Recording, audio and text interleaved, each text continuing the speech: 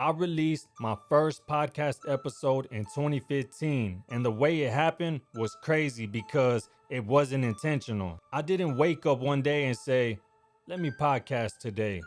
That's not how it happened. Now, at this time, podcasting wasn't really popular like it is today, and no one was doing podcasts with videos. It was all audio, at least to my knowledge. But the way it happened was I was getting ready to release my first independent album called From Nothing. I went through a distribution platform called CD Baby. Now, CD Baby has some kind of artist newsletter. I believe that's what it's called.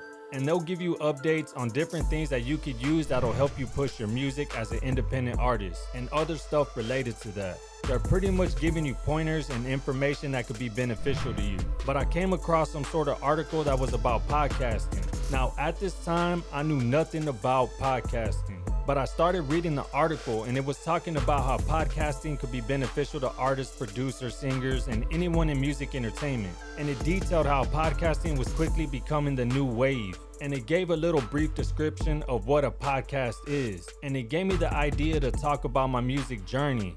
Everything from before and the way I had to push my music all the way till now how I was going digital. So I did it, and I released it on my own YouTube channel that I was just getting started off with. I was also new to YouTube, so my channel was fairly new. All I really had was videos of me making beats and recording the music that I was working on. So I figured, why not give it a shot? So that's what I did. I recorded audio of me talking about everything I was learning as an independent artist and everything that I was learning with earning through digital streams. I talked about how I used to have to sell my music out the trunk of my ride and how I felt about being able to reach more people because now it's digital. I didn't really have to get out there and take it to them personally or to send my music through the mail because I used to do all of that. So I gave a whole description of everything I used to have to do as an independent artist and how the music distribution was changing. After I was done, I uploaded it to my YouTube channel. A couple days go by and I forget about it because at that time, I was heavily active in making music, so all my time went to making music. I rarely was on the internet, especially YouTube. So after a couple of days go by, I get ready to upload some new content,